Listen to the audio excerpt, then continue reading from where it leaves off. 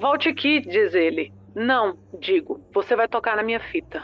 Ele se levanta, veste as calças e fecha o zíper. Uma esposa não deveria guardar segredos do próprio marido, diz ele. Não tenho nenhum segredo, digo. A fita. A fita não é segredo. É apenas minha. Você nasceu com ela? Por que a sua garganta? Por que ela é verde? Não respondo.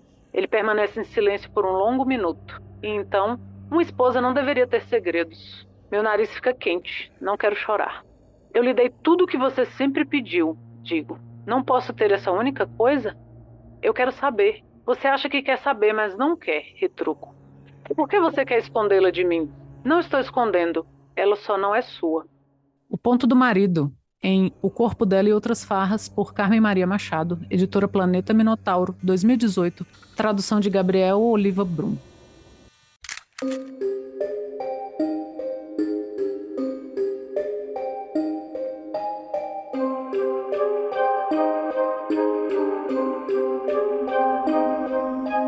Eu sou o Arthur Marqueto, estou aqui com o Jorge Amaral e Ana Raíssa para mais uma Leitura Estranha. Hoje a gente vai falar de 3 contos da Carmen Maria Machado, 3 contos que estão no Corpo Dela e Outras Farras. São O Ponto do Marido, Mulheres de Verdades Têm Corpos e Difícil em Festas. 3 contos que eu achei nomes incríveis. E a gente vai falar um pouquinho desse tema. Fica o aviso caso você seja uma pessoa que ouve esse podcast levando, de repente, um filho pequeno, uma criança, cuidando dos seus sobrinhos. Teremos palavrões sexuais, porque é um conto bastante gráfico em algumas descrições, mas é bem interessante. Então fica com a gente. Antes disso, vocês já sabem, se vocês quiserem apoiar o podcast, gostam dele, querem que ele continue existindo, você pode encontrar a gente em apoia.se/leitura estranha. A gente tem ali as nossas metas. A gente está buscando agora uma meta de material de apoio. Então, se você quer saber mais, né? Quer mais material, mais coisas esquisitas, quer saber mais desse mundinho estranho, a gente tem uma meta ali, a gente está em metade dela para a gente alcançar e produzir mais textos e conseguir remunerar a equipe.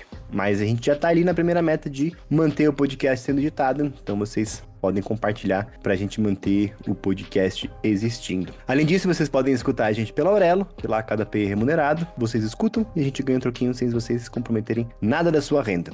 E vocês também podem comentar nos episódios aí do Spotify pra gente saber o que vocês estão achando, o que vocês indicaram. Vocês já comentaram aqui de Eu Que Não Conheci os Homens. Então a gente recebeu as suas indicações, a gente só tá montando as temporadas, tá bom?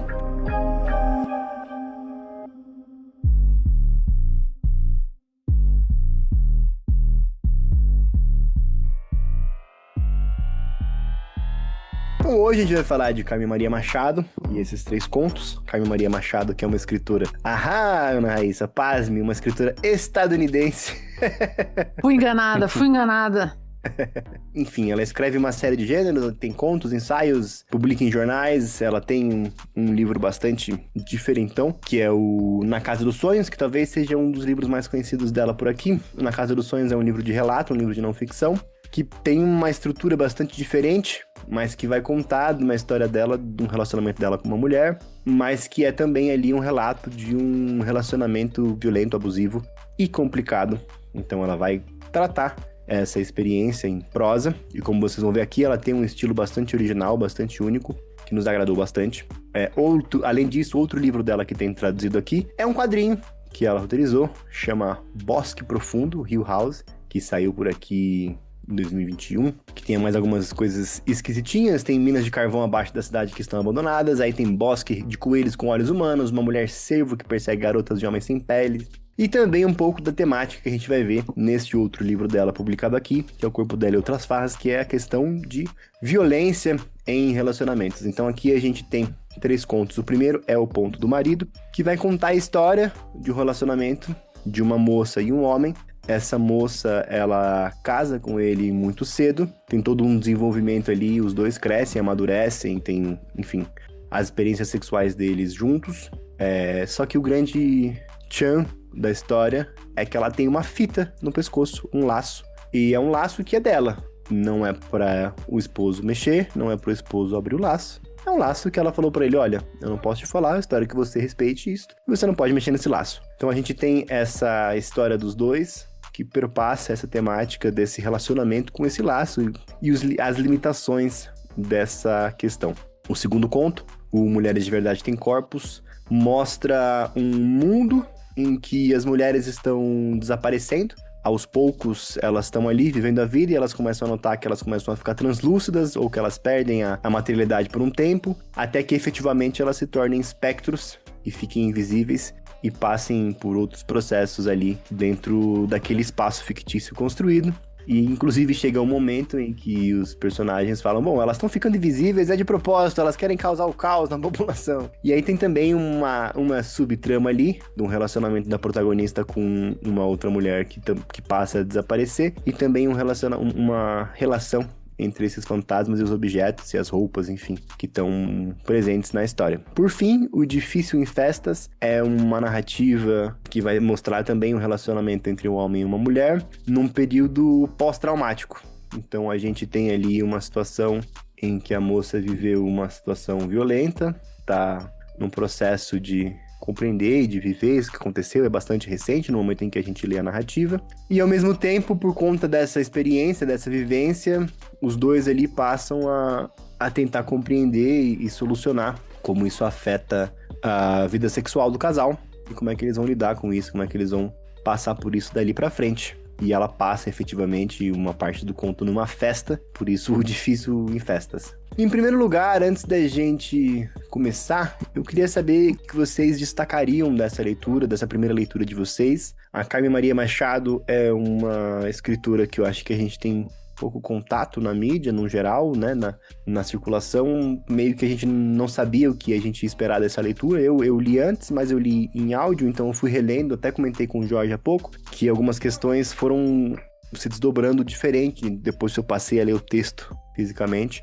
mas que pra mim a primeira grande questão que saltou aos olhos é o estilo dela, assim. Eu gostei muito de como ela consegue unir algumas coisas, de como ela consegue trabalhar essas temáticas em duas frentes aparentemente opostas, mas sempre trabalhando juntas. Eu acho que a gente vai falar um pouco disso daqui a pouco com mais profundidade, sobre essa dualidade dela entre a sutileza e o violento e o brutal, e como ela faz esse trabalho. Mas antes da gente destrinchar essas temáticas, eu queria que vocês falassem de maneira mais sensorial mesmo, assim, como é que foi esse contato, essa primeira leitura, se vocês gostaram. Vou falar de trás pra frente. Gostei muito. Eu acho que a leitura se desdobra, você usou esse termo, eu gostei. Fica assim com você. Tive que reler todos os contos, porque no início você percebe duas coisas muito de cara, que o tema é difícil, é um tema difícil, e a escrita dela é muito boa.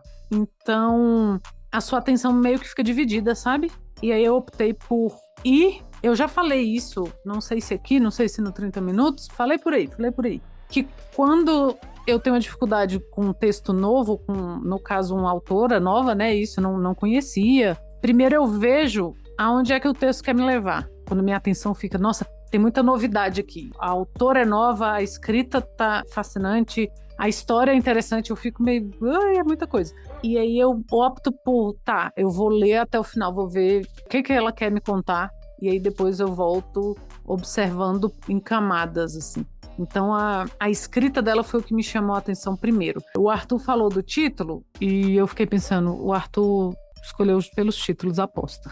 Porque a gente tem outros títulos, né? São 8 contos, e aí tem o Ponto do Marido, que é isso que a gente vai falar, Inventário, Mães, Especialmente Hediondas, Mulheres de Verdade Têm Corpos, 8 Bocados, A Residente e Difícil em Festas. E os contos escolhidos, vocês vão ver que a gente vai falar de coisas muito importantes, e eles têm títulos que são quase prosaicos, assim. Quando se fala de mulheres ou discussões sobre mulher e violência contra a mulher, né? Ou esse machismo diário, né? Isso da mulher ser difícil em festas. Ou a questão do ponto do marido, que está intrinsecamente relacionado com a violência obstétrica. E o Mulheres de Verdade Têm Corpos. Então, há uma complementariedade em títulos que são tão comuns pra gente, né? Então eu escuto esse título e eu já ouvi essa frase antes, eu penso em frases.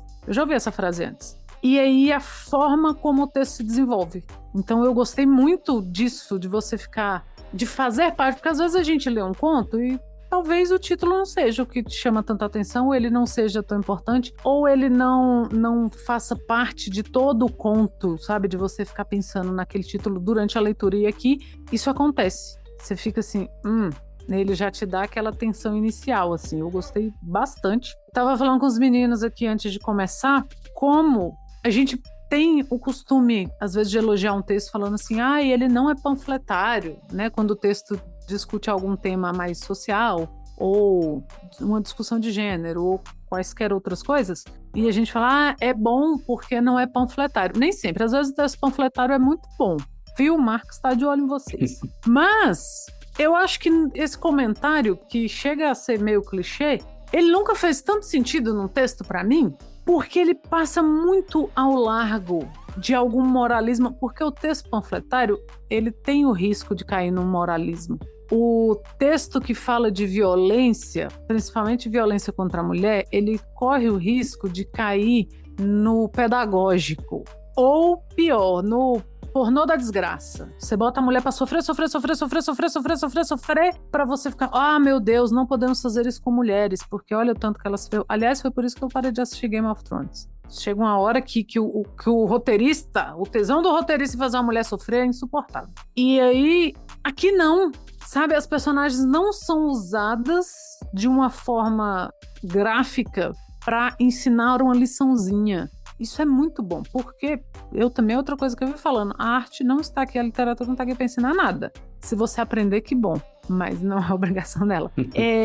Isso funciona muito bem no texto da Carmen, eu achei, e eu tenho certeza que ela não faz força, tipo, nossa, eu vou trabalhar esse texto até tirar todo o resquício de panfleto. Não, tenho certeza que não. É muito bem escrito, é muito bem trabalhado, a tradução é muito boa, porque em nenhum momento você fica com aquela estranheza assim de, será que... eu entendi o que em inglês ela quis dizer. Não, então isso é bem transparente. Pra mim, assim, a melhor sensação foi essa sensação do... Tem o choque, tem o prazer literário, tem tudo, mas nada é... Olha aqui o que eu quis fazer, veja só. Nossa, eu achei assim, sensacional. Eu vou dizer que eu tive uma sensação muito engraçada quando eu tava fazendo a triagem pra temporada, que foi que eu tava ouvindo e tal, e aí chegou naquele momento do primeiro conto, que é logo no começo do livro, que de repente ela vira e fala, e se você estiver lendo em voz alta, abre a janela, vai estar chovendo. Eu tenho certeza. Eu falei, tá, peraí. Agora eu tenho alguma coisa aqui que eu quero ver. Vamos ver. Calma lá. E você, Jorge? Eu gostei muito também da escrita dela, assim... Como a Ana falou, né? Tem uma maneira, assim, sutil de trabalhar esses temas que, ao mesmo tempo, são grandes tapas na cara. Assim. Você se sente toda hora tomando um tapa na cara, mas tem uma sutileza, né? Tem uma coisa das elipses, né? Tudo que ela não diz é muito forte. Né? E acho que isso tem relação também com os títulos, até, né? O título é ali uma coisa que ela tá dizendo sem dizer, né? Muito forte. Esse é o ponto do marido... E aí ela começa falando de um cara que até que é legal, né? Ele é bonzinho, apesar de tudo e tal, né? Mas o título tá dizendo ali que tem um problema, né? Tem ali é o primeiro tapa na cara, assim. Né? E ela vai costurando, e é bastante fragmentado. Acho que todos os contos são. Alguns até tem fragmentação temporal, assim, vai e volta. Tem uma ordem não linear. E essa fragmentação tem ali, nas quebras, tem essas elipses que você fica ali quase ressoando o que aconteceu entre um momento e outro, ou o que aconteceu antes daquele começo, que é muito do Difícil em Festas ali, né? O que aconteceu logo antes, né? Então, o que ela não diz é muito forte, né? E ao mesmo tempo, principalmente esses dois primeiros que a gente está discutindo aqui, eles têm um lado fantástico, né? Eles têm um lado... que até em certos momentos me lembra um pouco o Murilo Rubião, que a gente discutiu na temporada passada, né? Essa coisa um pouco mais puxando para um realismo mágico, um elemento ali de estranhamento, né? Então a gente tem questão da fita, no segundo acho que é mais óbvio, né? Porque tem mulheres de verdade, tem corpos e muitas delas estão perdendo os corpos, estão virando como se fossem fantasmas. E isso tá claro ali, não é um índice de, será que elas são fantasmas ou não? Né? Será que é loucura, é sonho? Não, aquilo lá tá acontecendo de fato. E também tem uma coisa de se encarar isso com uma certa naturalidade ali, né, dos personagens. Só que tem um outro lado que é o que isso significa, né? O que isso que tá também no não dito ali, né? O que isso significa socialmente, culturalmente, psicologicamente.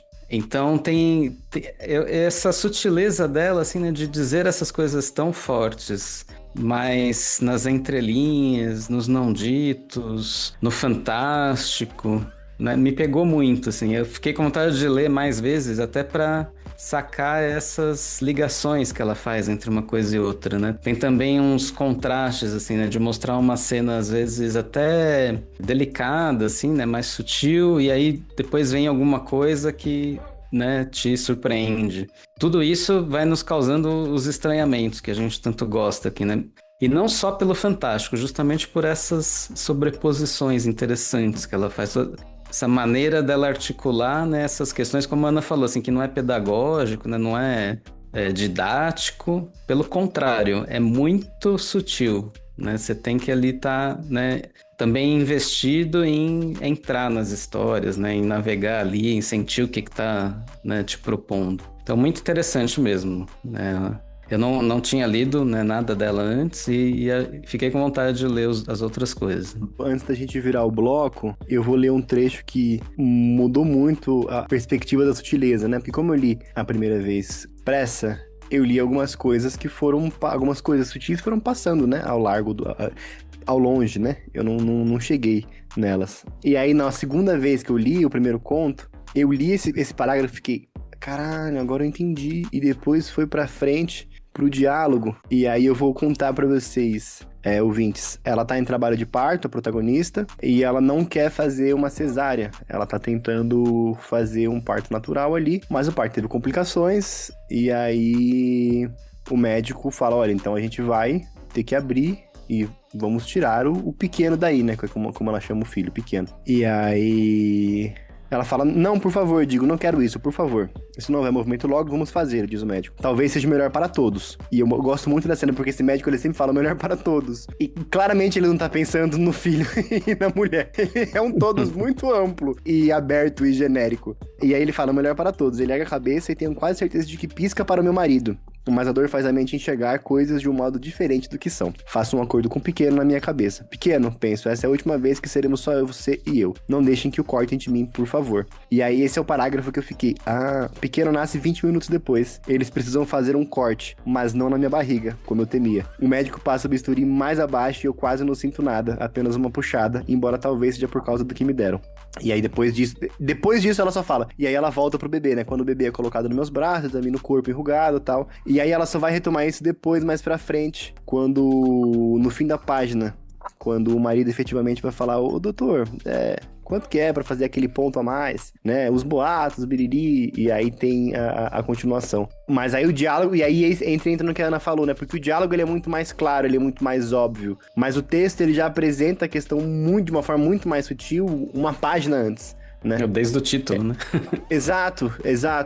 Isso acho que é muito feliz, assim, para deixar um exemplo para vocês do que a gente tá querendo dizer com essa sutileza, assim. E aí, para apresentar pro ouvinte, caso vocês queiram ler outros contos, a gente tem aqui também, nessa coletânea, um conto, depois do ponto do marido, a gente tem um conto chamado Mães, que ele é um pouco mais autoexplicativo. Os títulos dela são bastante autoexplicativos. A gente tem aqui uma narrativa de um relacionamento maternal. Não lembro exatamente o fim desse conto, mas eu lembro que eu marquei esse conto, me marcou porque a personagem chama Mara. E eu ficava, que coisa besta, né?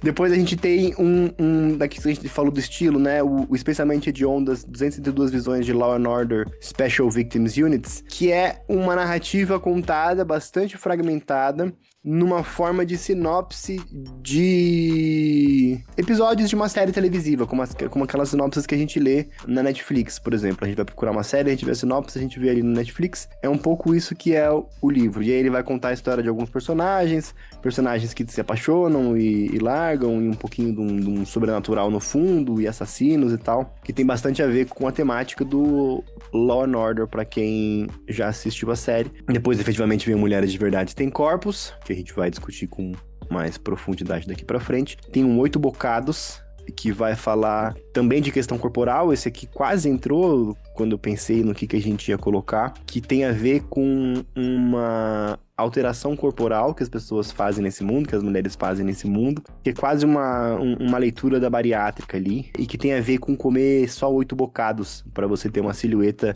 muito esbelta, muito bonita e ser bastante aprazível. A Residente é um conto que eu gostei menos.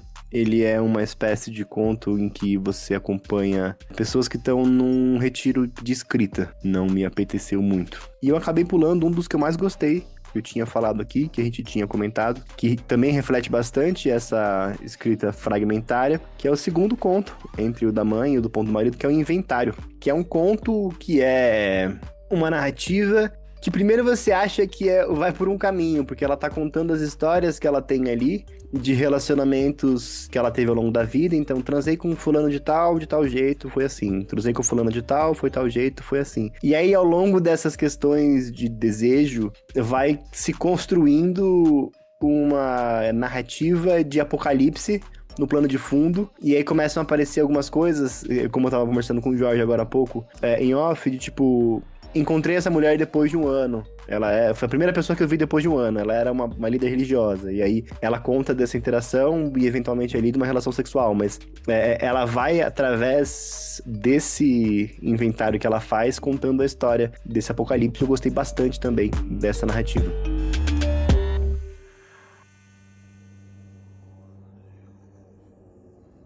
Não estamos sozinhas na sala.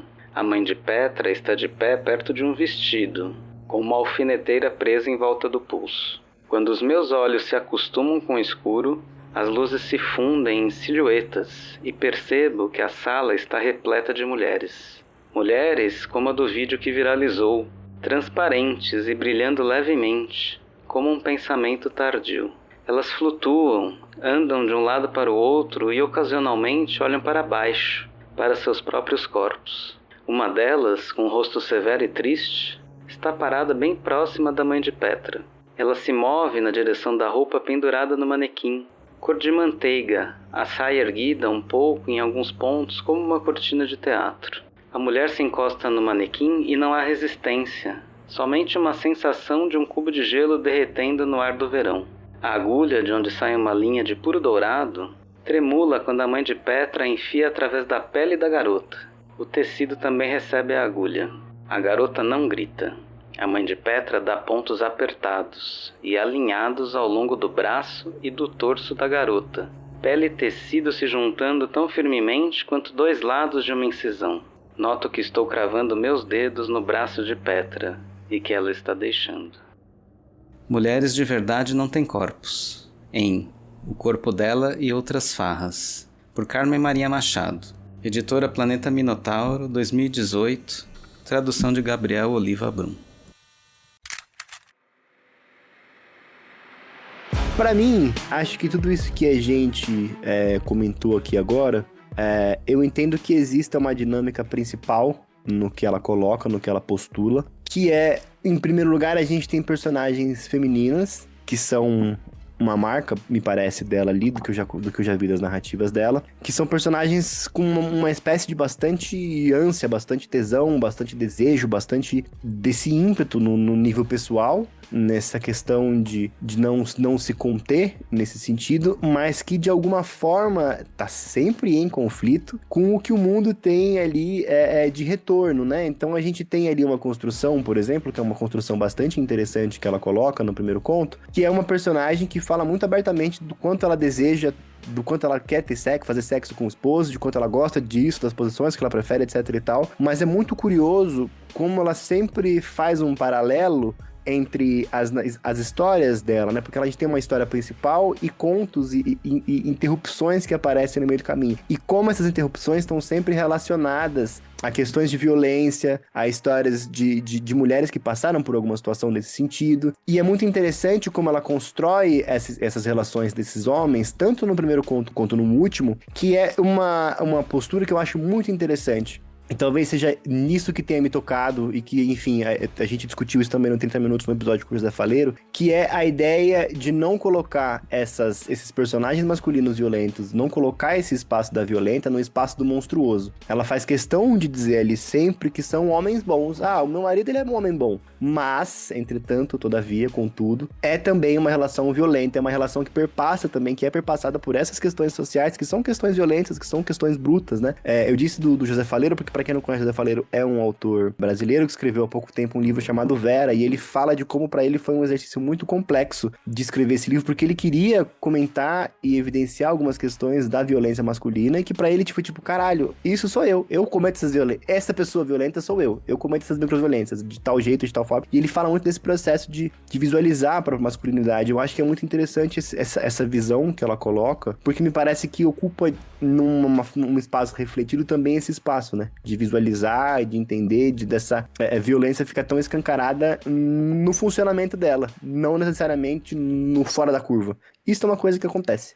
Queria saber de vocês dois, as experiências de leituras, também de repente falar um pouco esses atravessamentos, como disse o Jorge agora há pouco, que envolvem também o desejo e a violência. É muito interessante quando você percebe isso que você falou, Arthur, de que são personagens e violências que não são fora da curva, os personagens masculinos dela. Porque a gente tem uma tendência a achar ou a racionalizar assim, tava ali desde o início, né? Sei lá, você acaba se envolvendo numa relação, qualquer que seja essa relação com um homem, e essa relação acaba em violência, mas estava ali, mas deu sinais. E aí a gente perde o foco de que essas relações, principalmente relações heterossexuais, vou falar assim, elas são intrinsecamente violentas, porque são relações de poder. Por mais que seja um cara bonzinho. O momento que ela fala isso do marido dela, assim,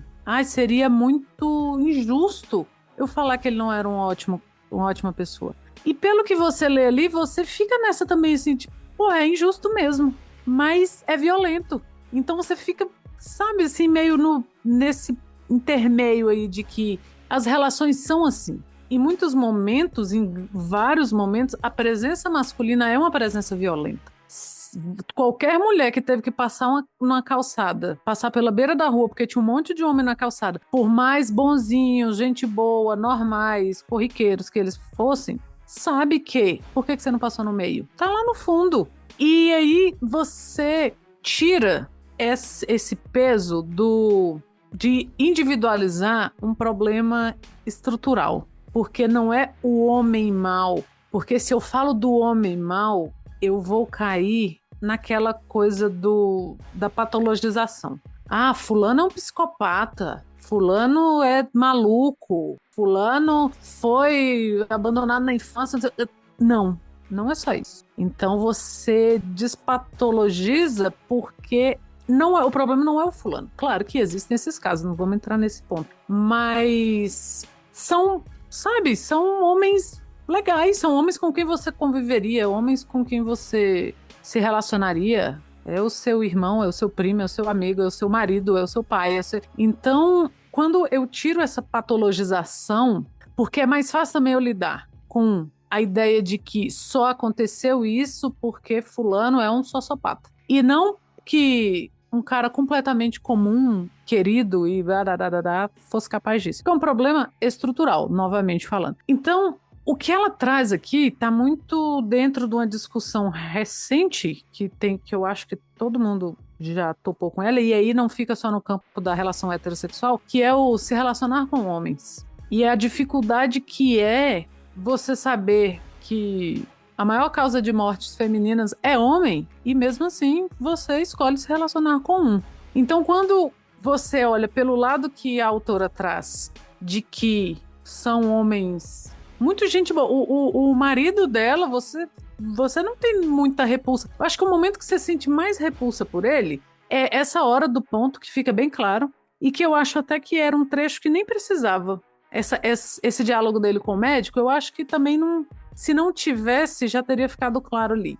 E nos momentos em que ele insiste em tirar a fita. Em todos os outros momentos, você não vê problema nenhum com ele. O namorado do último conto, que é o namorado que ele é muito disposto, ele cuida dela, né? Ela passou por uma coisa terrível, ela passou por uma situação de violência sexual, e o namorado tá lá com ela chega a falar isso, você tá ficando muito tempo fora de casa, e ele fala, eu não me importo. Ele dorme na cadeira porque ela não consegue mais dormir do lado dele, ele procura apartamento para ela, embora ela diga que acha que não quer mudar, então ele é muito atencioso. Então a gente tem a tendência a deslocar esses homens desse lugar estruturalmente violento que o homem ocupa na sociedade. E aí, essa maneira como ela constrói mostra pra gente por que coexiste o desejo e a violência. Porque se não coexistisse, ia ser muito fácil você falar assim, eu não me relaciono com homens, pois homens podem me matar. Mas não é um botão que você liga. Racional, acabou, é uma escolha.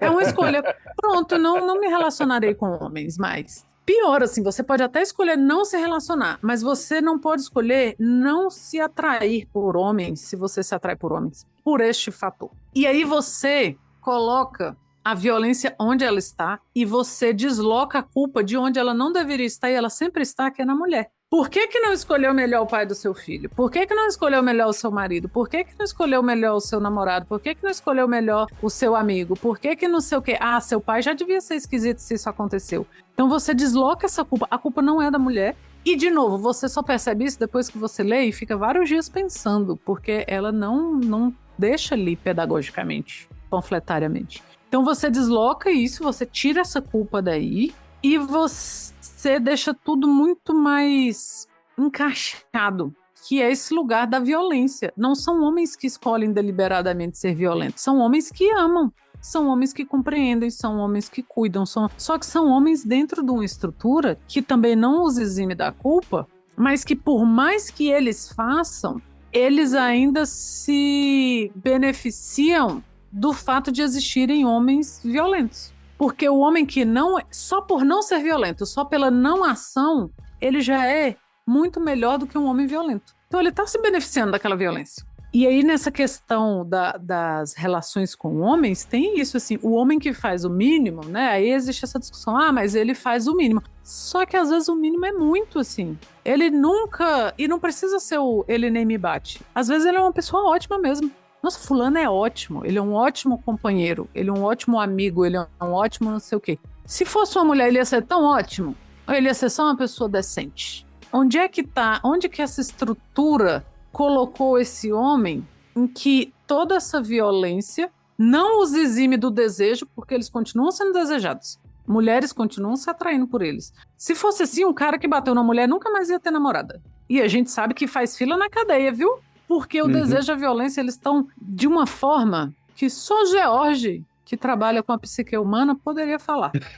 Que eu mesma só acho esquisito. E esse deslocamento que ela faz te deixa meio impactada, assim, meio, caramba, é por isso que você não desliga esse botão. É por isso que lá na primeira vez em que o marido quer tirar a fita e ela fica brava, e ela ainda, a narradora ainda fala assim, não era pra uma menina estar educando um cara, né? Mas precisou ali. Aí você pensa, ele vai aprender, né? Não, ele passa a vida toda. De vez em quando ele olha para aquela fita e pensa assim, e se eu puxar aqui, o que acontece? E ela falando que não é sua, não é sua, não é sua. Então, mesmo esse cara, ele é muito desejado. Eles têm uma vida sexual, assim, um negócio. Eles têm uma vida familiar parece muito harmônica. Eles criam um filho, eles têm planos juntos, eles têm sonhos, eles têm uma casa, e mesmo assim a violência existe. E não é a violência ele de vez em quando batia nela, nem de perto. Mas é tão estrutural que ela parece um detalhe, mas ela tá na espinha dorsal dessa relação. E sem ela, essa relação desmorona. É uma maluquice. Tem uma coisa muito legal nisso que você falou, que eu acho que serve de gancho pro George também, porque pra vocês visualizarem, isso que a Ana e que a Carmen estão discutindo, não é aquela coisa da internet do Thiago York. Eu sou um homem estrutural, me ensinem, me eduquem. Não é esse o ponto. Não é. Ela consegue fazer um recorte, uma junção muito interessante entre o individual e o estrutural. A gente tem uma construção, ela depois que ela passa por esse processo desse parto, ela pare um garoto. E aí ela começa falando de como ele é pequeno, de como ela dá banho nele e ele brinca com o laço dela. E ela fala, beleza, ele tá brincando com o laço e tal. Não é um problema ele mexer no laço nesse momento, enquanto ele é criança, enquanto ele é um bebê, porque ela fala, não existe ali nenhuma intenção, ele não vai desrespeitar o laço, ele não vai puxar o laço, ele tá brincando com o laço, ele é uma criança. E aí passa um tempo, esse menino, ele vê uma discussão do pai e da mãe, e aí no dia seguinte em que ela mostra a interação do filho com a mãe, o filho pega o laço e ela fala, agora infelizmente eu vou ter que dar uma bronca nele, porque ele não pode mais encostar no laço. Então a gente tem essa estrutura, a gente visualiza essa questão do social, mas ao mesmo tempo a gente vê ali também que existe um papel individual. Essa criança aprendeu de algum lugar, ela visualizou de algum lugar, ela está aprendendo de algum lugar. Isso tudo é desse jeito, assim, ela não tá didaticamente mostrando, ela fala, o meu filho fez tal coisa, o meu filho viu tal coisa, o meu filho fez tal coisa, agora eu tive que fazer tal coisa. E ela não tá fazendo um panfletado, olha, ele fez tal coisa porque o pai dele... Não, ele não tá dizendo... seguindo como pegou no laço como pai. Não, a gente tá ali vendo essas questões fragmentárias e fazendo essa junção, né? Por isso que quando a gente colocou esse conto, a gente ainda tava pensando em que ordem que fica, né? Que ficaria os contos das ordens das temporadas do episódio. E eu falei, eu acho que a Carmen, ela cabe muito bem depois da Octavia Butler, porque a gente falou um pouco disso semana passada, de como a Butler consegue colocar essa questão, juntar, não necessariamente no Filho de Sangue, mas aparece ali também, que é juntar essa questão biológica com essa questão social, né? De entender, estamos aqui falando de uma questão social, de desejo, de violência de gênero, de números de assassinatos, de feminicídio. Ao mesmo tempo, a gente tá falando de uma questão biológica, o imperativo que a gente tem, que é o desejo. A gente tem, entendam, o desejo vai acontecer. E isso é uma coisa que a gente tem que aprender a lidar ao longo da vida, porque o desejo ele vai aparecer, né? Então a gente tem, em alguma medida, o nosso corpo guiado por essa questão. Não sei se a gente pode falar de imperativo, aí o Jorge me ajuda daqui a pouco. Mas é uma questão que passa, e essas narrativas que conseguem fazer essas junções, né? Do biológico, do social, do estrutural e do individual, são muito interessantes. E esse estranhamento me parece que fica aí, porque a gente fica, que merda é essa fita? Por que tem essa fita? Todas as mulheres têm fitas, o que está acontecendo? De onde vem essas fitas? O que vai acontecer efetivamente? Por que é que as pessoas querem puxar a fita? Mas o que acontece se puxar a fita? Por que as mulheres não falam entre si, né? Tipo assim, você vê que elas ficam incomodadas. E a gente fica nesse lugar infernal, né? Porra, para de querer puxar a fita, mas ao mesmo tempo, o que acontece? O que é essa fita? Porra, eu concordo que não é pra puxar, mas o que é isso? E parece que não se pode falar sobre, né, entre as mulheres mesmo, então. Agora, puxando tudo que vocês falaram, assim, né, vou fazer aqui uma fofoca, espécie de fofoca psicanalítica teórica. Existe, né, se a gente pegar Freud, ele vai falar do princípio do prazer, como se fosse mesmo um instinto, uma pulsão, né? Uma força ali que nos direciona a buscar o prazer. Mas lá na época dele, ele tinha uma espécie de briga com o Alfred Adler, que falava que na verdade não era o princípio do prazer, era o princípio do poder que nos guiava, né? E eles tinham essa rusga, e Freud não aceitava muito isso, né? Aí já vem depois o Jung e fala assim, isso aí na verdade não é nenhum nem outro, depende, né? Vai ser... às vezes um, às vezes o outro, depende da pessoa, depende da situação, depende dos complexos que estão atuando ali naquele momento. Mas ele também dizia o seguinte, assim, que o oposto do poder é o amor, né? Quando há amor, não há poder. Quando há poder, não há amor.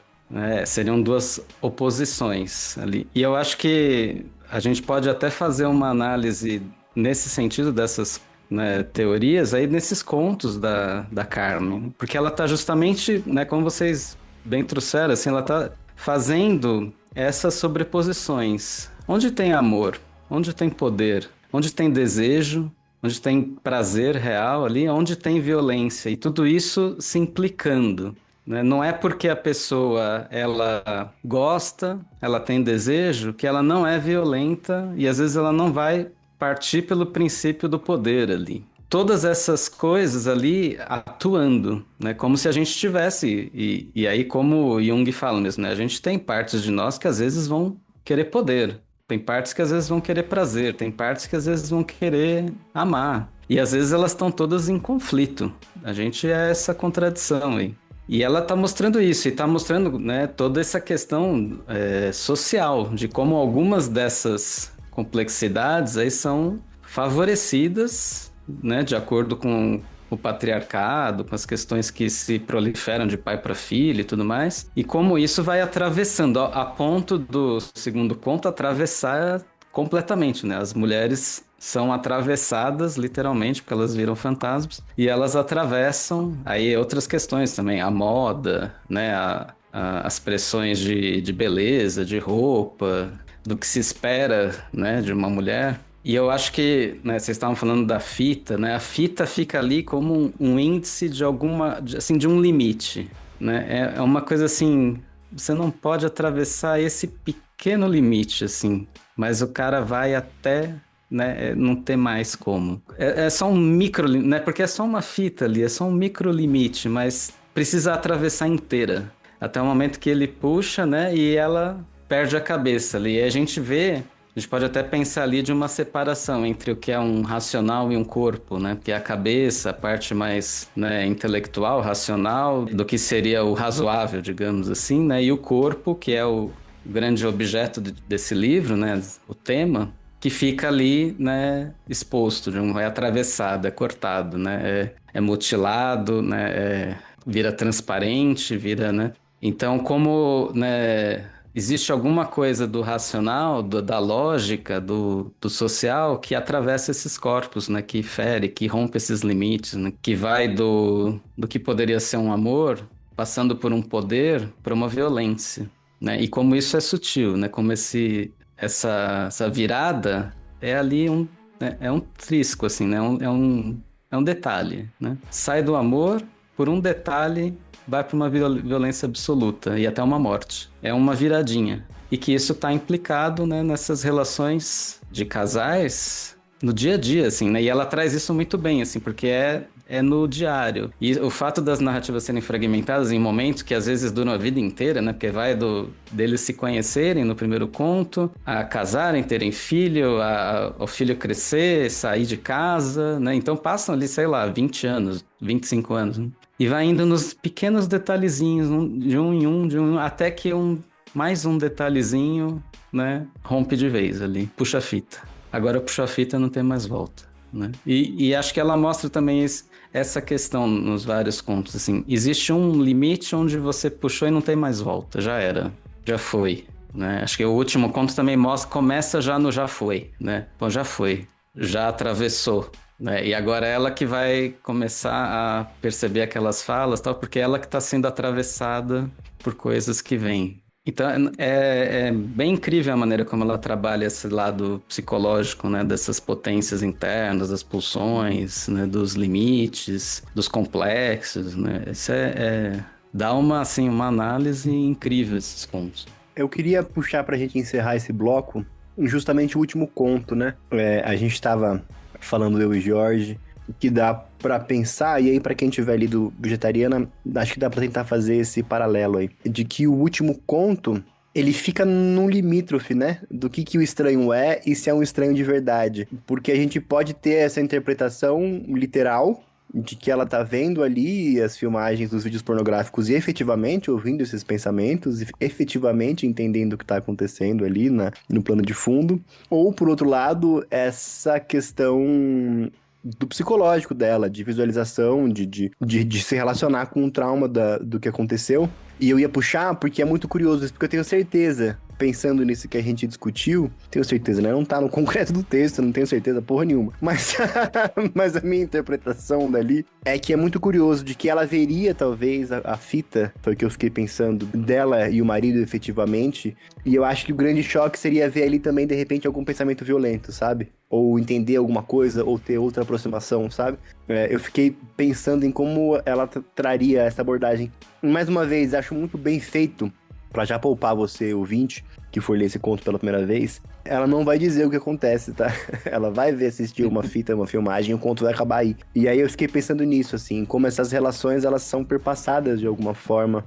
Por isso. E pra mim ali, como eu gosto de manter o esquisito, como eu sempre falo, queria ouvir de vocês como é que vocês se aproximaram desse elemento esquisito do último conto, e ouvir de vocês como é que vocês enxergam esse esquisito, né? Porque pra mim eu acho que teve um pouco disso, dessa percepção de entender, de se aproximar de um espaço que era de visualizar esses relacionamentos sexuais por um outro ponto de vista, e a partir daí enxergar um pouco dessas questões, né? Da violência, do poder, dessa relação, em que eu acho que o final do conto, pra mim, é uma espécie de reajuste, porque ela vai entender que isso tá na situação violenta da invasão que aconteceu, tá na situação violenta dos filmes pornográficos, e aí ela vai fazendo essa escala para entender que está também na relação cotidiana, né? Na relação do nível pessoal, da relação dos níveis mais comuns. Foi a percepção que eu tive desse conto, e que para mim o elemento mais estranho ficaria ali, assim. Mas eu queria saber de vocês, como é que foi essa questão, antes da gente ir pro terceiro bloco e mais pro segundo texto. Eu acho que a gente falou pouco dele. Eu achei interessante isso, né? Porque a gente tava falando justamente isso, né? Ela tem ali, quando ela... Só pra situar o ouvintes, né? Ela tem algumas fitas que ela assiste, e aí é como se ela ouvisse os pensamentos daqueles atores ao gravar a cena, né? Sendo que é uma fita gravada ali, né? Um DVD, né? Então, e ela fica achando que tem algum defeito, né? Tem alguma voz sobreposta aqui, né? Fiquei lembrando daquelas VHS antiga que você gravava em cima uma coisa da outra e ficava, né? Às vezes um ruído. Eu fiquei com essa impressão primeiro. Eu falei, ué, será que gravaram por cima? Aí a idade... denunciando aqui nossa Eu não faço ideia do que vocês estão falando. Arthur, ridiculamente jovem. Então esse fantasma do som, assim, né? Também... Tem outro atravessamento, né? Que esses fantasmas sonoros, assim, né? E aí você fica na dúvida, mas ela tá ouvindo, né? Ela tá imaginando, ela tá projetando um pensamento que é dela a partir dessas experiências de sofrimento que ela teve, no que ela acha que tá passando naquelas cenas, né? Então a gente fica aí num fantástico clássico, assim, né?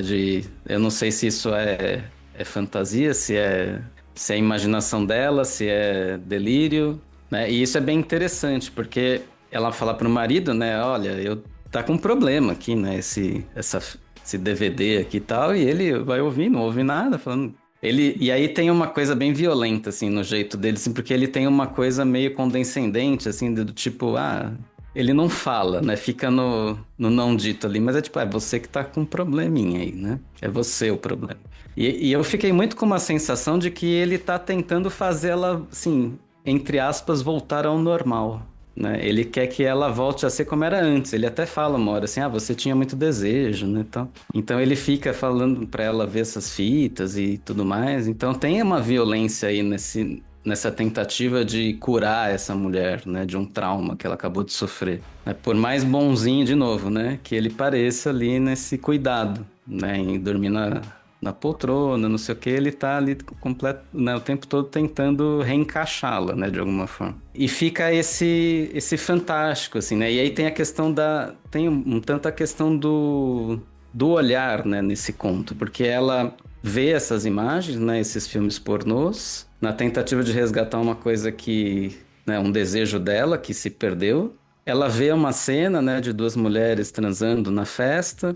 Tem o cara na festa que fica com a câmera atrás dela, né, fica ali tentando filmá-la o tempo todo. Aí tem a câmera que ela rouba dele e aí filma os dois. Então tem uma coisa do olhar também, né? O que esses ver, né, o desejo do outro, ou assistir, ou tentar contemplar e ao mesmo tempo analisar esse desejo por meio dessas vozes que ela escuta, né? Como que isso também nos atravessa, né? Como que o desejo do outro e o olhar do outro nos atravessa, que é também um tema, né, muito psicanalítico.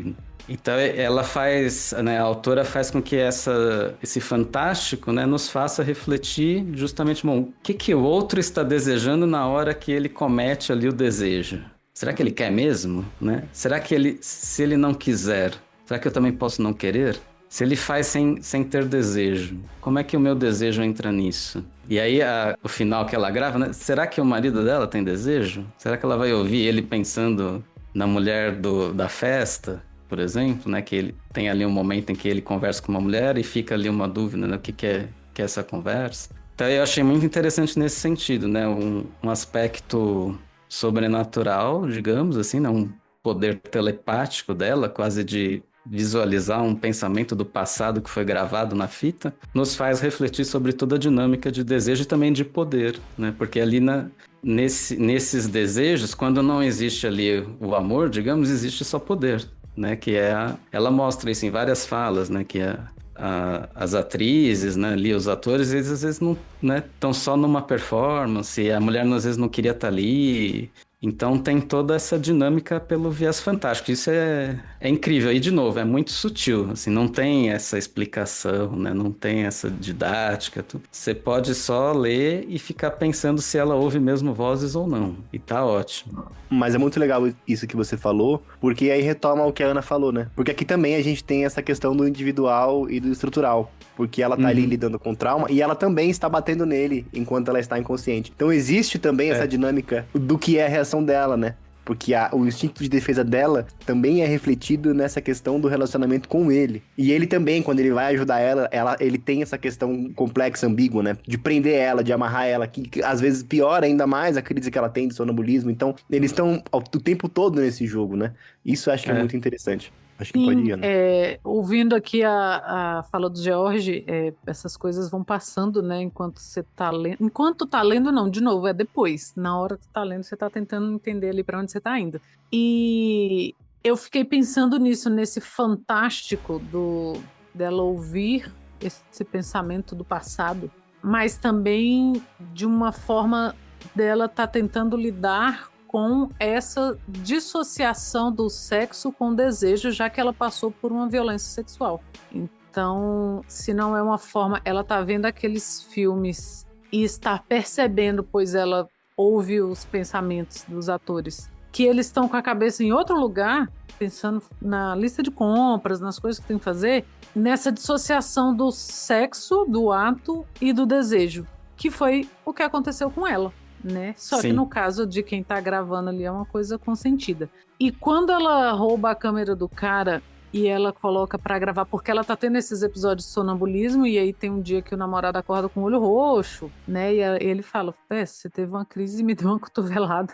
E aí eu levantei. Ela não lembra de nada e aí ela resolve gravar à noite para ver como que se dá essa dinâmica, né? Essa reação dela ao corpo dele ali do lado, porque é ela que pede. Quando ele vai buscá-la no hospital e ele pergunta assim para ela, né, se ela quer que ele fique à noite e tal, ela fala assim, ela fala que sim, que quer que ele durma lá e que ele durma com ela na cama. E aí ela basicamente espanca ele à noite. E então ele fica nessa de ajudá-la, mas também tem um tom muito condescendente que o Jorge falou, ai, tadinha, tá meio pirada, vamos ter paciência aqui. Tanto que ele chega em casa, ela tá vendo aqueles vídeos pornôs, ele não demonstra nenhuma...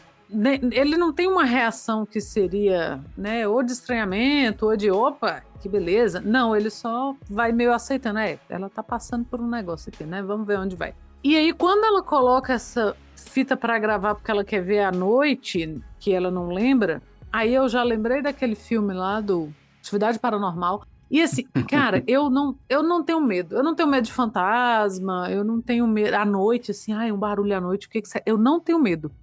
A não ser de gente falando dormindo. Eu morro de medo de quem fala, de quem anda, eu tenho pavor. Eu tenho pavor do que você pode fazer inconsciente. Então eu assisti esse filme, assim, nauseada. E o filme é só isso, né? É só gravando, aí a pessoa levanta à noite... Aí vai pro parquinho lá no quintal e volta. Aí não acontece nada. Aí na outra noite não acontece nada. Aí de repente um fantasma te arrasta da cama. Pra mim era muito pior a parte do sonambulismo do que do fantasma nem aparecendo, né? Porque eu tenho um pavor. Então a hora que ela pegou essa câmera, falei, não.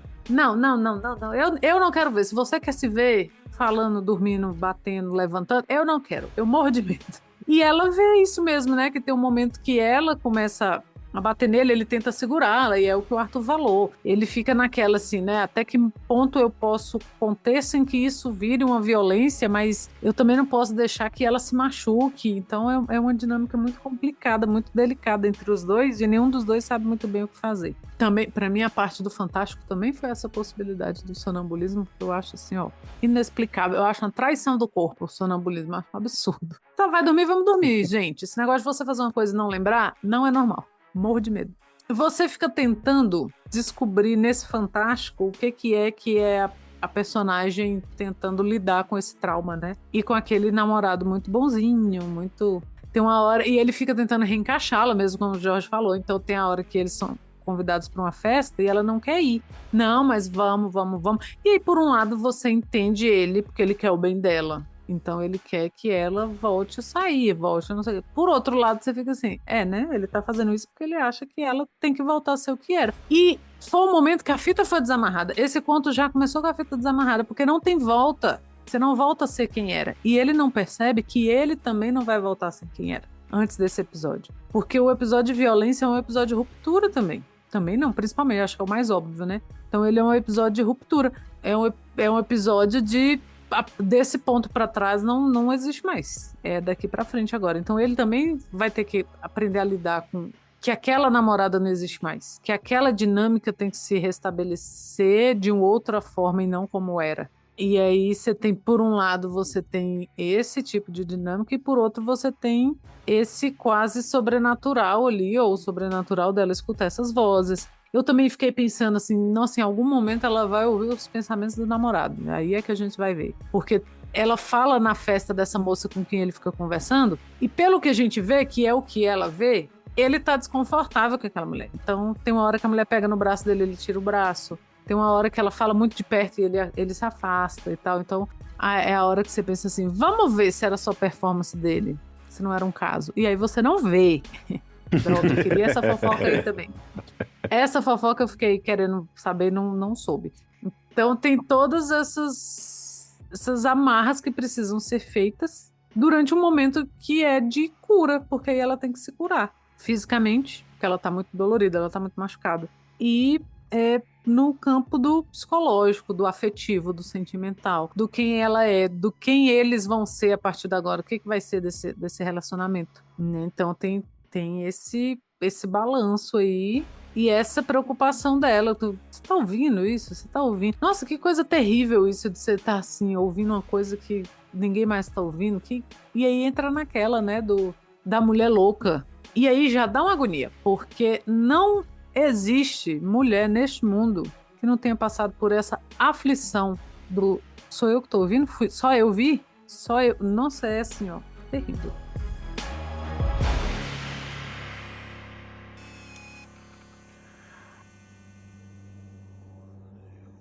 Depois dos boquetes obrigatórios, depois da boca que se parece a minha se contorcendo, depois da cunilíngua superficial, eles conversam de novo. A última vez eu disse pra ele, porra, eles podem ver a minha... Não consigo segurar, eu me sento. Suas bocas não estão se movendo. Bem, as bocas estão se movendo, mas as palavras que saem daquelas bocas são as esperadas. Baby, porra, sim, Deus. Algo se movendo por baixo. Um rio fluindo debaixo do gelo. Uma narração sobreposta. Ou sobreposta, acho.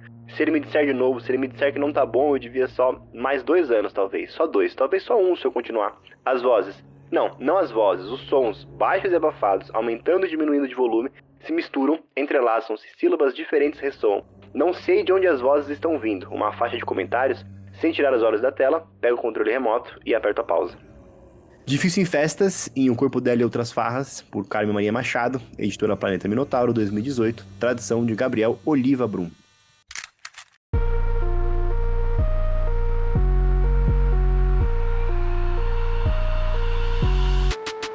Acho que pro último bloco, a gente pode falar um pouco desse significado, dessa questão, dessas leituras. Significado não, né? Porque eu acho que foge um pouco da proposta do próprio podcast. Mas dessas interpretações sobre as mulheres desaparecendo e dessas costuras, né, nos objetos. Visualmente falando, acho que é o conto que eu acho mais interessante, assim. A gente tem um pouco disso que o Jorge falou, né? A gente tem um processo de entender que as roupas que a mulher vende nas lojas de roupas são roupas que estão ali com mulheres costuradas, que essas mulheres por algum motivo querem se unir aos objetos. Ela começa a ver, a pensar se outros objetos tem outras mulheres, se a massa do pão tem a mulher, se tem uma mulher ali na boca da colher, se tem onde elas estão. A gente tem um pouco dessa questão que a gente fala, né, no momento em que eu brinquei no começo do episódio, que tem uma pessoa falando um programa de televisão em que tem 2 homens e uma mulher debatendo. Elas estão fazendo de propósito, é uma questão ali, um movimento político é terrorismo, elas querem causar o pânico, é tudo intencional, elas estão desaparecendo, e aí no ar desaparece uma repórter também. E a gente tem esse processo da Petra ali, que tá se desmanchando, então tem essa aflição, né, que tenta de todas as maneiras possíveis ali, de se manter, faz a simpatia do gelo, fura a mão com o dardo, tenta acordar cedo, come espinafre, enfim, ela faz tudo o que é possível dela ali, até um momento muito triste da conclusão do conto, né? Eu acho que todos esses contos, eles terminam numa energia muito pra baixo, assim, né? E esse do As Mulheres de Verdade Têm Corpos, eu acho que é o que fiquei mais num espaço reflexivo desse sentido, assim. Porque a conclusão do conto, a gente chega e aí ela tá ali nesse momento de revolta dela, tal...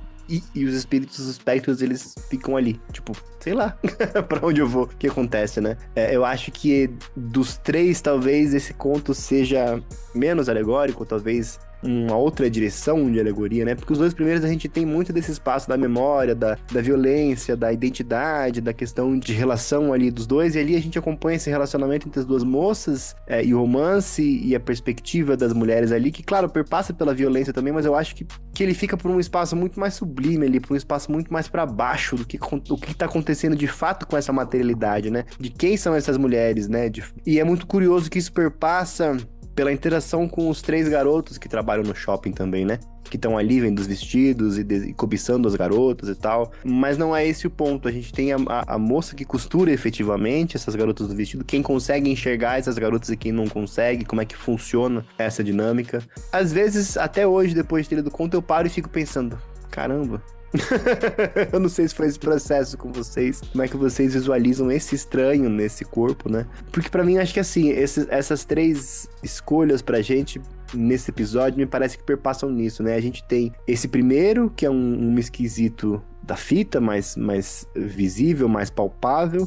A gente tem esse último, que é um mais clássico, né? Como vocês já destacaram, que a gente tem ali uma situação de um estranhamento que vai colocar a relação sexual que ela tinha no espaço talvez automático, né? Nesse espaço de um estranho, nesse espaço do que passa a ser menos automatizado, talvez. E aqui a gente tem um estranho que ele é muito mais reflexivo, muito mais filosófico sobre a existência delas, né?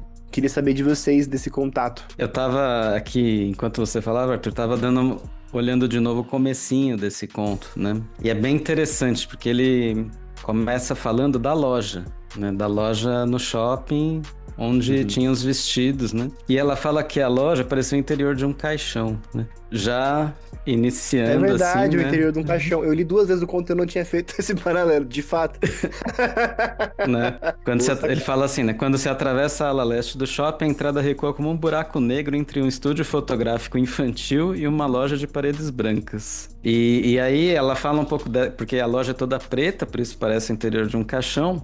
E aterroriza as nossas clientes a ponto de causar uma crise existencial e, como consequência, uma compra, né? Então tem toda essa relação, né, da compra, a loja como um lugar triste, né, um interior de um caixão. E aí a dona fala assim pra ela: o preto nos lembra de que somos mortais e que a juventude é passageira. Além disso, nada destaca a tafetá rosa como um vazio escuro.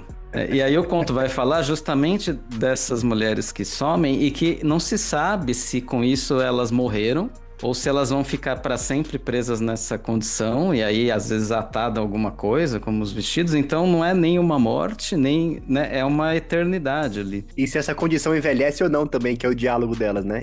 Se eu ficar espectro, eu vou envelhecer ou vou ficar para sempre desse jeito também, né? Vou ficar para sempre jovem, né, tal. Então é isso de que lembra que não somos mortais, nada, né? Ela tá falando do contrário depois. A juventude pode não ser passageira, mas isso é bom, né? É bom você comprar vestidos porque você tá em crise existencial, né? Porque a loja te causa essa comoção, né? Então eu acho que nesses 2 primeiros parágrafos já são o tapa na cara, né? Porque é isso, né? Tem ele fala muito dessa indústria, né? Da moda, da obrigação da juventude, né? Do ficar para sempre jovem. A que custo?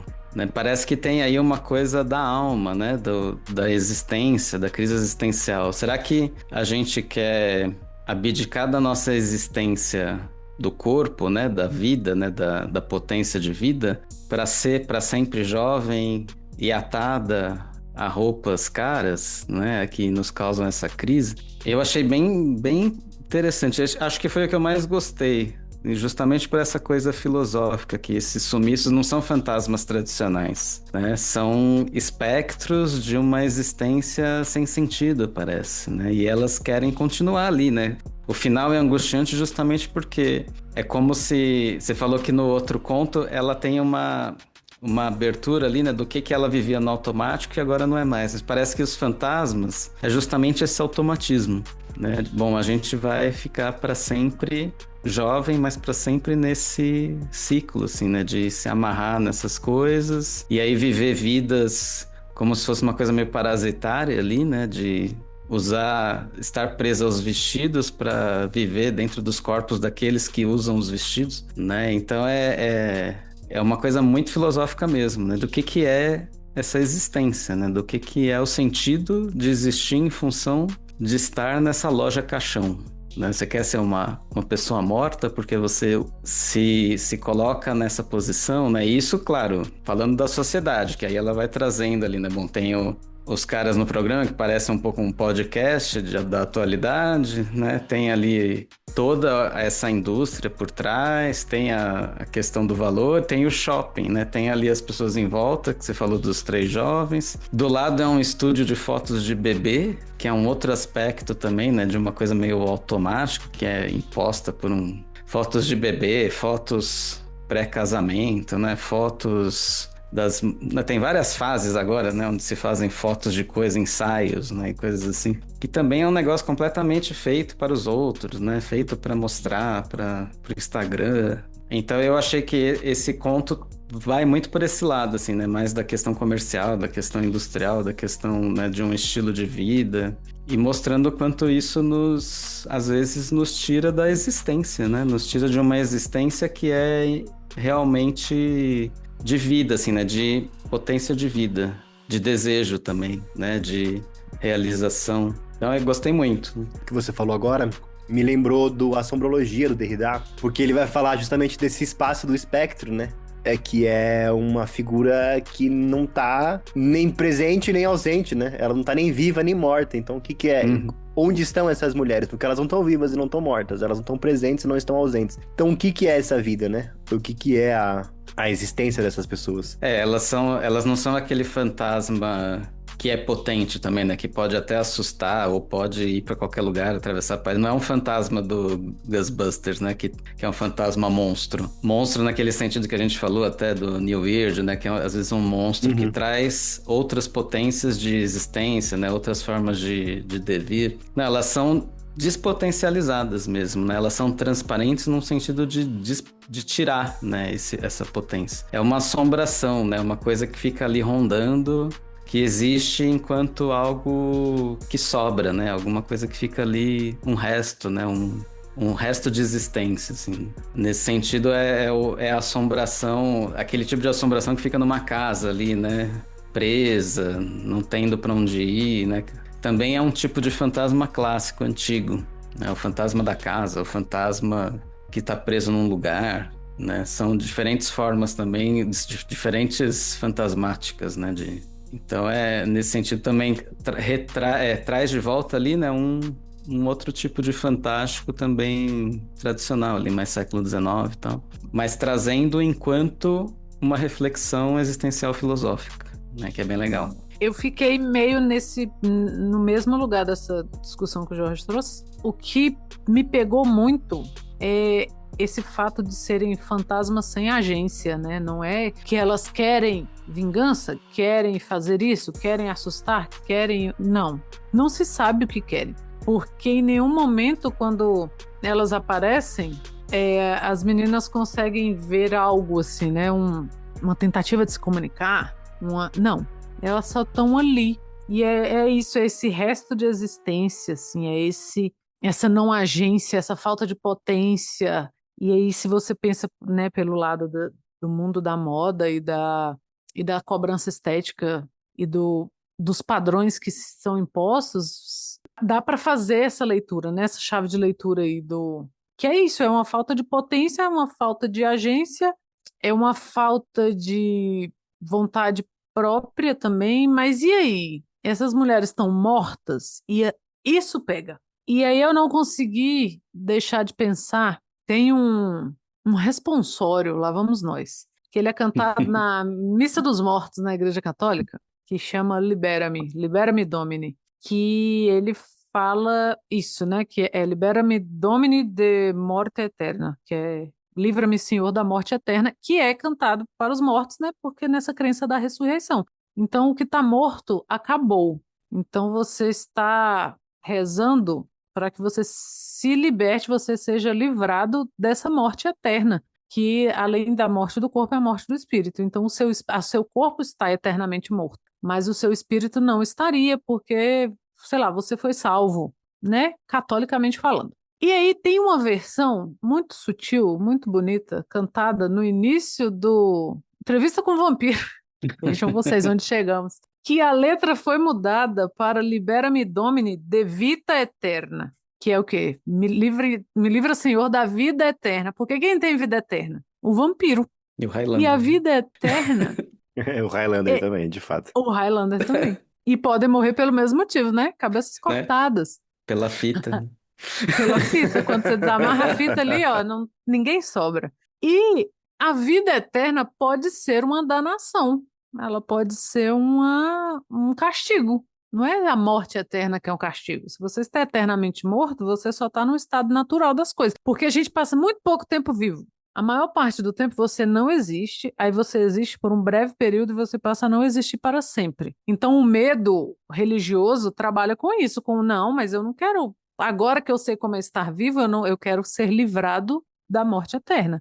Então várias religiões trabalham com isso. Quando você fala do vampiro, você fala do vampiro que talvez não esteja muito satisfeito com aquela condição, ou o fantasma, ou outros seres que estão condenados à vida eterna, como o Highlander. É uma condenação, é uma danação. A gente tem o mito do Judas aos Raveros, né, que é o judeu errante, que seria o cara condenado a vagar eternamente, porque acho que ele condenou Jesus Cristo, tem alguma coisa assim, né? Ele não aceitou Jesus, e a condenação dele é o judeu errante. O judeu em oposição ao cristão, e errante, né? Ele não morre. E aí, em algumas traduções, ele seria Caim, porque Caim foi condenado a não morrer. Então, você não morrer também é uma condenação. Esse é o ponto. E por que que eu trouxe essa versão da música de abertura do Entrevista com o Vampiro? Porque é muito sutil essa troca, mas é tão apavorante quanto. Então, você pede para ser livrado da vida eterna. E essas mulheres estão mortas? Não sei. Então, para elas, assim, talvez essa vida eterna também não seja tão agradável, porque para quem está vendo, quem tem a capacidade de vê-las ali costuradas nas coisas, tem um momento que a namorada da moça, que é a narradora, também está desaparecendo. E tem um momento que elas começam a perceber que esse desaparecimento ele vai sendo aos poucos, né? Que você vai ficando etérea também, então as pessoas também te atravessam. Tem um momento que ela tenta pegar num dardo, que elas estão jogando dardo, e ela não consegue. Tem um momento que a namorada coloca a mão do lado assim na cama e não sente nada, e quando vê, tá com a mão afundada no peito dela, porque a caixa torácica dela tá desaparecendo. Então, onde mais essas mulheres estão? Eu tô vendo elas costuradas as roupas, e elas meio que pedem isso, né? Elas ficam ali e a mãe dela começa a costurar, porque é um pedido, né? O máximo que você tem ali de ação dessas mulheres transparentes é esse pedido para serem costuradas as roupas, mas onde mais elas estão? Então tem esse medo aí. E elas estão mortas? Se elas não estão mortas, elas continuam envelhecendo, como o Arthur falou? Ou elas param naquele momento em que elas ficaram transparentes? Elas conseguem se comunicar com a gente? Porque um dos medos delas, do casal de meninas, é que elas... eu não sei se eu vou conseguir me comunicar. Eu vou conseguir acompanhar a sua vida, você que vai estar do lado de cá. E também não tem nem garantia nenhuma que a outra também não vai desaparecer eventualmente. A gente não sabe. Porque ninguém sabe por que isso está acontecendo, como que isso está acontecendo. Por isso que surgem essas teorias de que, olha só, a mulherada aí fazendo motim. Isso é motim. Então, você não tem garantia de nada. Você não sabe por que aquilo está acontecendo. Você não sabe até onde isso vai. Eu ia falar disso que você falou de que ninguém sabe o que vai acontecer com você e que ninguém fica até o final e tal. Porque na última página do conto tem um parágrafo muito bom da protagonista, que é o: fecho a porta atrás de mim e sinto meus nervos ficando à flor da pele e voltando ao normal. Logo, eu também não serei mais nada. Nenhuma de nós vai durar até o fim. E aí quebra e vai pra aquele momento da invasão, né? Você fala, caraca, então peraí. Peraí. Lembrem desse conto quando vocês forem ler um outro livro desse podcast, dessa temporada. Ecoaremos, voltaremos. Vem aí.